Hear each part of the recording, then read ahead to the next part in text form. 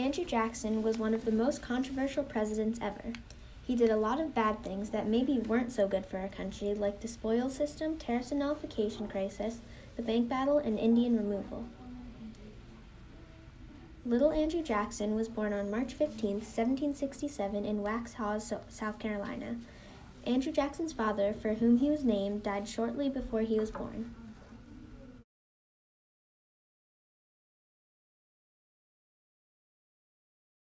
Andrew Jackson was president from March 4, 1829 to March 4, 1837.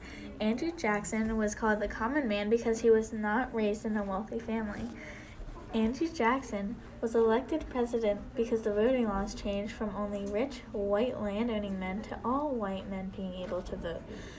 Andrew Jackson was running for president with John Adams. And during the election, he got all the votes but one, with the other vote going to John Adams, if only they all went to John Adams.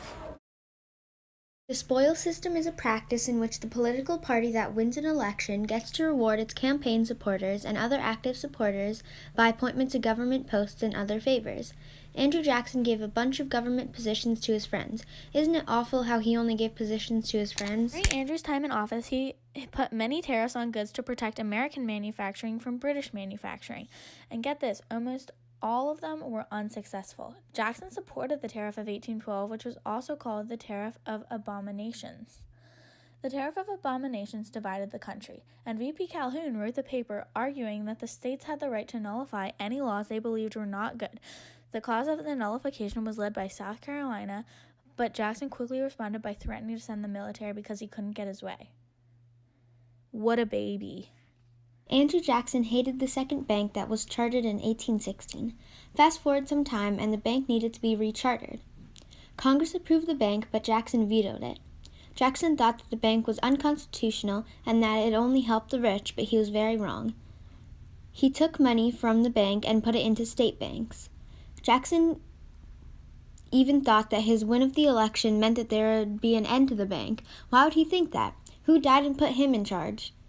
Though he was wrong about the bank, this was the first time we were out of debt. When Congress passed the Indian Removal Act of 1830, it authorized the removal of Native Americans who lived east of the Mississippi River to the lands in the west. Native Americans lived in settlements that stretched from Georgia to the Mississippi, and Jackson wanted to let the Americans start living on the Native American land. This is just awful. The Native Americans were there first, so just let them live in peace. Congress then established Indian Territory, and Congress created a new government agency to manage the Indians' removal to the western lands and how they lived there. Their trip was an 800-mile forced march, and due to the rough terrain, almost 1/4 of the population died. How vile. Though Andrew Jackson did some things that benefited our country, he also did many things that hurt the U.S.